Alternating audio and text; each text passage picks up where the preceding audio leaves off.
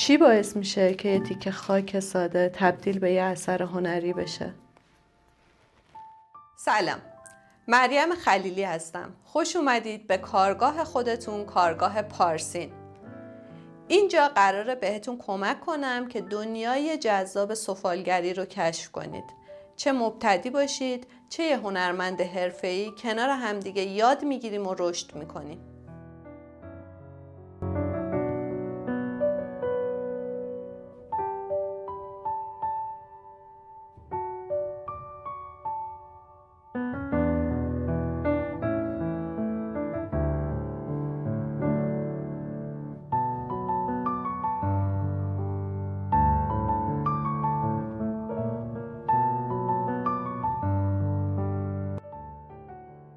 اینجا یه کارگاه کوچیکه ولی پر از ماجرا. من اینجا همراهت هستم تا 0 تا 100 قالب سازی رو به صورت حرفه‌ای یاد بگیری و بتونی از آثار خودت قالب بگیری و تولید کنی.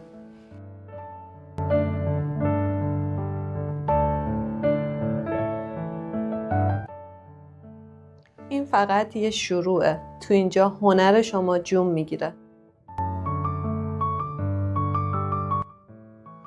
از 0 تا حرفه‌ای ترین تکنیک‌ها رو قراره اینجا در کنار همدیگه یاد بگیریم. اگر جایی هم اشتباه کردی اصلا نگران نباش، چون اینم بخشی از کاره و من توی این مسیر همراهتم.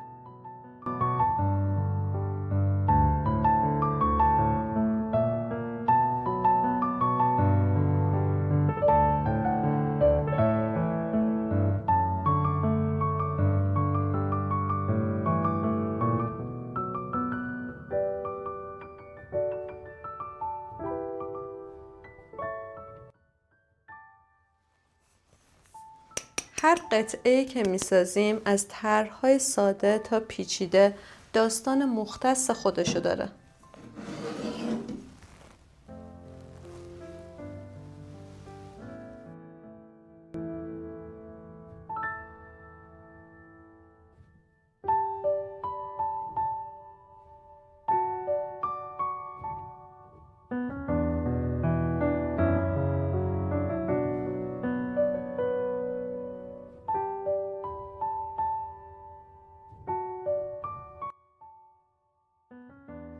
اینجا فقط یه کانال یوتیوب نیست، جاییه که میتونی خلاقیتتو پرورش بدی و بهش بالا پر بدی.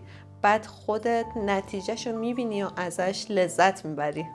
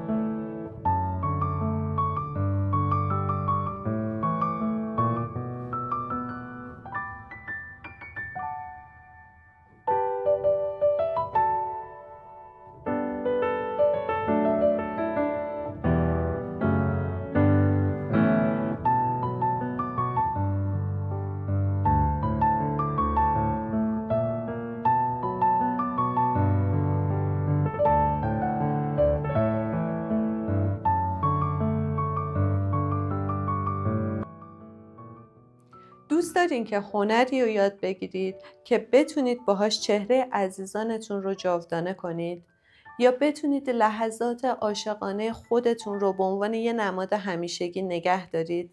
با این هنر میتونید هر حجمی رو که دلتون بخواد مدل سازی کنید، از میوه و سبزیجات گرفته تا دست و پای بچه‌های عزیزتون. پس برای این کار با ما همراه باشید.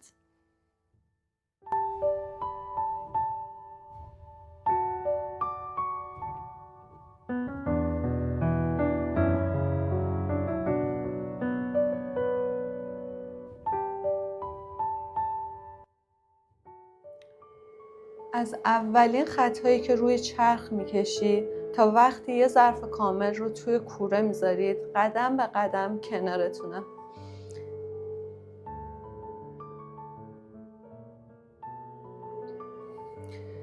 اینجا هیچ سوالی بدون جواب نمیمونه و هیچ تکنیکی مخفی نمیمونه.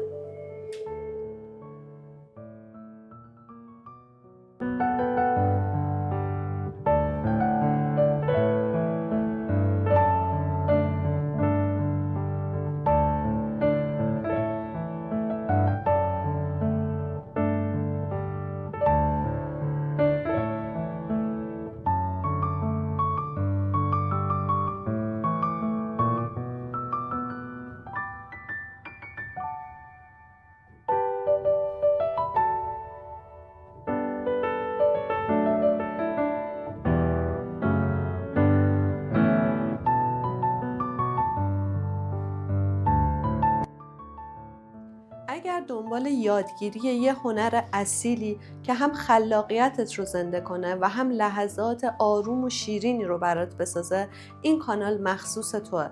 پس همین حالا دکمه سابسکرایب رو بزن و به من ملحق شو.